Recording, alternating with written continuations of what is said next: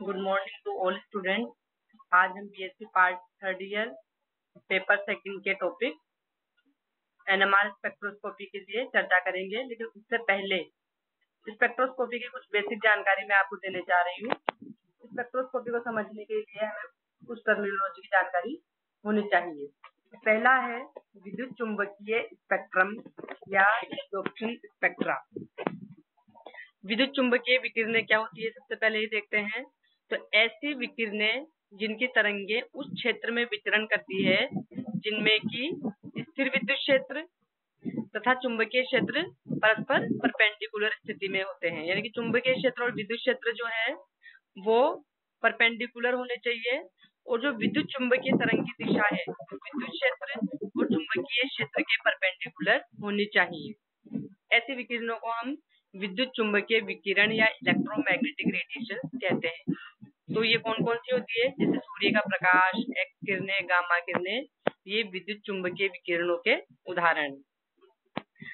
अब क्या होता है कि जब पदार्थ के अणु इन विद्युत चुंबकीय विकिरणों से टकराते हैं तो इनके इंटरेक्शन से क्या होता है, विद्युत चुंबकीय विकिरणों का विभाजन हो जाता है, और इसके रिकॉर्डिंग से जो चित्र प्राप्त मिलता है या प्राप्त होता है उसे अपन इलेक्ट्रोमैग्नेटिक स्पेक्ट्रम कहते हैं।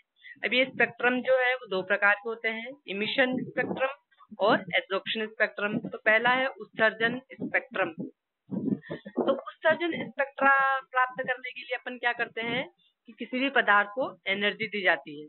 तो ये उच्च ऊर्जा वाले पदार्थ के जो अणु है या परमाणु है वो जो एक्स्ट्रा एनर्जी है उसको विद्युत चुंबकीय विकिरणों के रूप में उत्सर्जित कर देते हैं, और ये विकिरणें डिटेक्टर से होते हुए रिकॉर्डर तक जाती है और हमें इमिशन स्पेक्ट्रा मिल जाता है। दूसरा है आपके एब्जॉर्प्शन स्पेक्ट्रा। तो एब्जॉर्प्शन स्पेक्ट्रा में क्या होता है कि किसी पदार्थ में से विद्युत चुंबकीय विकिरणों को गुजारा जाता है। तो पदार्थ जो है इनमें से निश्चित ऊर्जा वाले विकिरणों को अवशोषित कर लेते हैं, तो कुछ ही विकिरण पदार्थ में से वापस निकलते हैं, और ये निकलने वाले विकिरण जो है वो डिटेक्टर के द्वारा रिकॉर्डर में चले जाते हैं, और जहां से इनका एब्जॉर्प्शन स्पेक्ट्रा प्राप्त होता है। ठीक है। अब स्पेक्ट्रोस्कोपी क्या होती है कि इन स्पेक्ट्रा का अध्ययन करके किसी भी कार्बनिक यौगिक की संरचनात्मक जानकारी प्राप्त करने की विधि को ही, टेक्निक को ही अपन स्पेक्ट्रोस्कोपी कहते हैं। अब विद्युत चुंबकीय विकिरणों के उत्सर्जन और अवशोषण के आधार पर स्पेक्ट्रोस्कोपी दो प्रकार की हो गई, एक तो उत्सर्जन स्पेक्ट्रोस्कोपी और दूसरी अवशोषण स्पेक्ट्रोस्कोपी। तो जो उत्सर्जन स्पेक्ट्रोस्कोपी है इसमें क्या होता है कि हम उत्सर्जन स्पेक्ट्रम का अध्ययन करेंगे और पदार्थ की संरचना का अपन ज्ञान प्राप्त कर सकते हैं।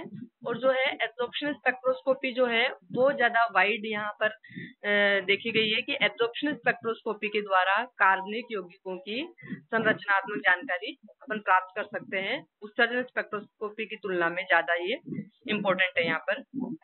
तो क्योंकि अधिकांश कार्बनिक यौगिक जो है वो उत्सर्जन स्पेक्ट्रा के बजाय अवशोषण स्पेक्ट्रा देता है। तो कार्बनिक अणु जो है वो ऊर्जा की एक निश्चित मात्रा का अवशोषण करते हैं और उत्तेजित अवस्था में चले जाते हैं। ठीक है।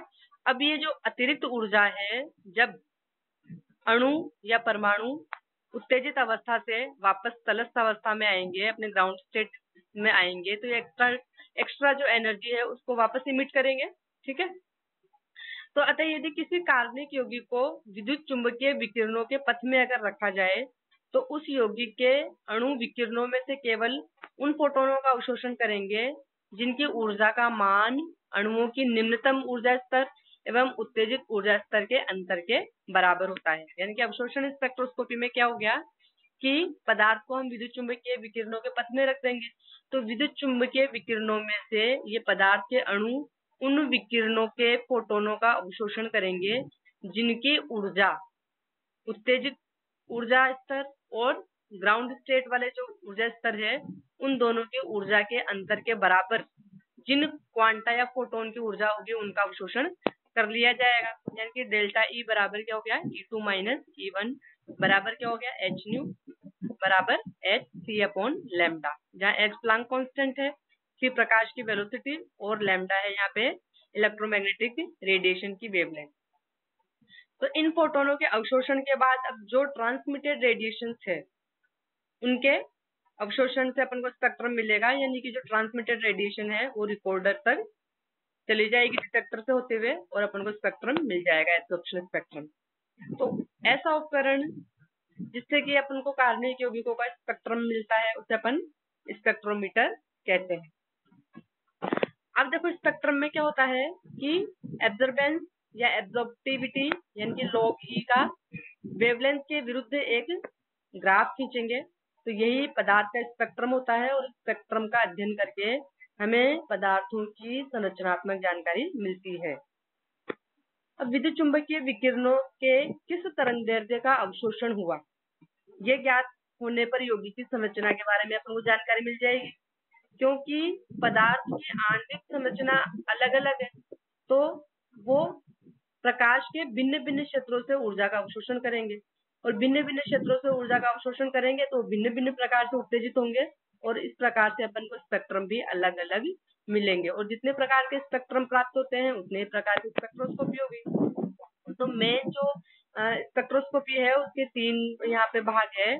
जो पहला है एब्जॉर्प्शन स्पेक्ट्रम में यूवी अल्ट्रावायलेट स्पेक्ट्रोस्कोपी, दूसरी है आईआर स्पेक्ट्रोस्कोपी जिसे इंफ्रारेड स्पेक्ट्रोस्कोपी या वाइब्रेशनल स्पेक्ट्रोस्कोपी भी कहते हैं, और तीसरी है न्यूक्लियर मैग्नेटिक रेजोनेंस स्पेक्ट्रोस्कोपी या एनएमआर स्पेक्ट्रोस्कोपी।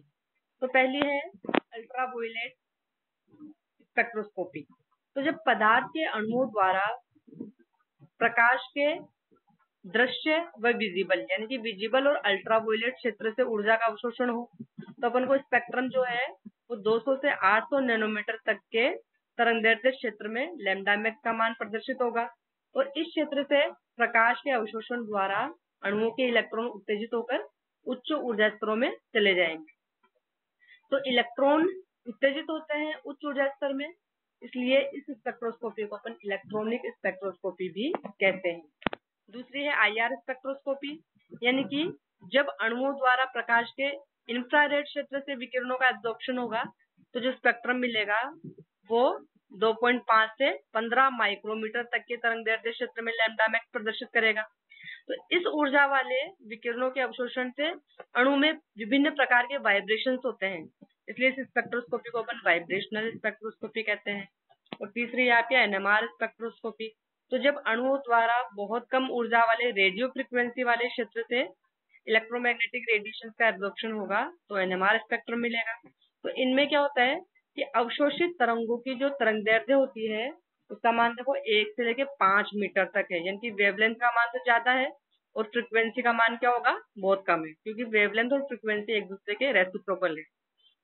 तो अणुओं में विद्यमान विभिन्न प्रकार के प्रोटॉन जो है विभिन्न तरंगदैर्ध्य वाला प्रकाश का अवशोषण करेंगे तो वो अलग अलग पीक्स दर्शाते हैं। ओके।